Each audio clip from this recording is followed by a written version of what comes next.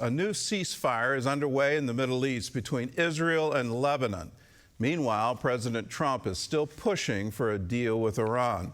And at the same time, he's keeping both economic and military pressure on the regime. Paul Petit brings us the story. President Trump announcing a 10-day ceasefire between Israel and Lebanon, a move aimed at halting attacks along the border and creating space for peace talks. Trump says he spoke on the phone with Lebanon's president and the Israeli prime minister.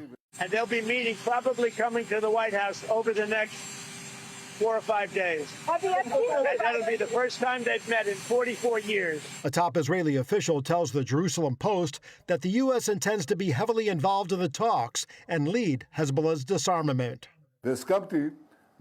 I agreed for a pause, or more precisely, a temporary ceasefire for 10 days. We have an opportunity to make a historic peace agreement with Lebanon. But there are clear divisions.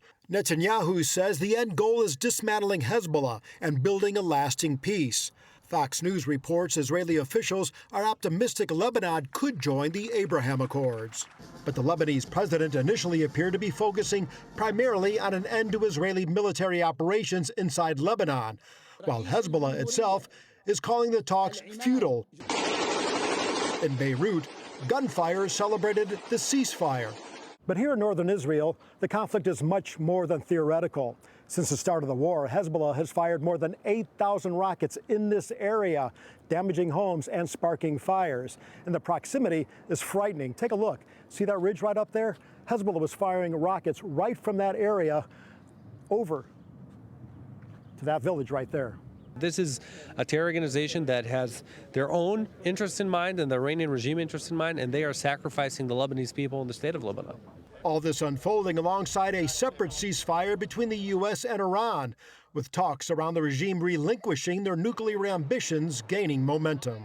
So very important is that Iran does not have a nuclear weapon, and they've agreed to that. They've agreed to give us back the nuclear dust that's way underground. The U.S. is now enforcing a military blockade near the Strait of Hormuz, preventing vessels from reaching Iranian ports and creating an economic crisis for Iran.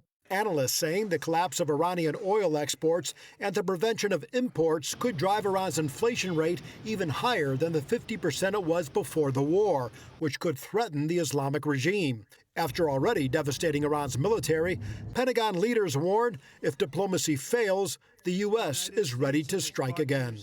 We'd rather not have to do it, but we're ready to go at the command of our president and at the push of a button.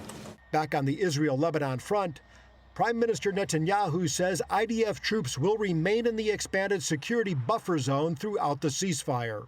Our mission is to push that away, and if there is a better solution and our politicians made decisions, obviously we will follow, and we're waiting for directives. Paul Petit, CBN News, along the Israel-Lebanon border.